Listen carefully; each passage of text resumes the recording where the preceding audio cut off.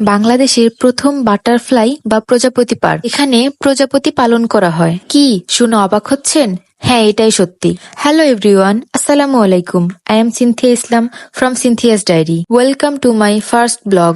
আমরা রওনা দিয়ে দিলাম প্রজাপতি পার্কের উদ্দেশ্যে। আজকের ওয়েদারটা অনেক সুন্দর ছিল। দেন আমরা পৌঁছে গেলাম প্রজাপতি পার্কে। এখানে প্রাপ্তবয়স্কদের জন্য টিকিটের মূল্য ছিল 100 টাকা এবং 3 থেকে 10 বছর বয়সী বাচ্চাদের জন্য টিকিটের মূল্য ছিল 50 টাকা। দেন আমরা ভিতরে প্রবেশ করলাম। ভিতরের পরিবেশটা অনেক সুন্দর ছিল। কেউ যদি পরিবার বা বাচ্চাদেরকে নিয়ে ঘুরতে যেতে চান তাহলে এই প্লেসটা অনেক ভালোই হবে। নেট দিয়ে ঘেরা রয়েছে, এখানে প্রজাপতি রাখা হয়। তবে আপনার চোখে প্রাকৃতিক প্রজাপতি ধরা না পড়লেও অসংখ্য কাপল প্রজাপতি দেখতে পাবেন এখানে। তো চলুন আমরাও ঘুরে দেখি কোথায় কি আছে প্রজাপতি পার্কে। যদিও তারা দাবি করেছে তাদের এখানে বহু প্রজাতির প্রজাপতি রয়েছে, তবে আমার চোখে পড়েনি। পার্সোনালি একটা জিনিস আমার খুব ভালো লেগেছে, সেটা হচ্ছে বাচ্চাদের প্লে জোন। সেখানে বাচ্চারা স্বতঃস্ফূর্তভাবে খেলাধুলা করতে পারে।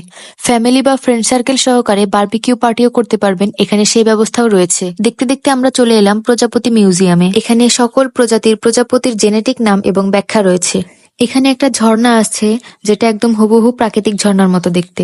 প্রজাপতি পার্কের লোকেশনটাই তো আপনাদের বলা হয়নি। চট্টগ্রাম জেলার শাহ আমানত বিমানবন্দর ও পতেঙ্গা সমুদ্র সৈকত সংলগ্ন নেভাল একাডেমির 15 নম্বর রোডের পাশেই 6 একর জায়গা জুড়ে গড়ে তোলা হয়েছে বাংলাদেশের প্রথম প্রজাপতি পার্ক।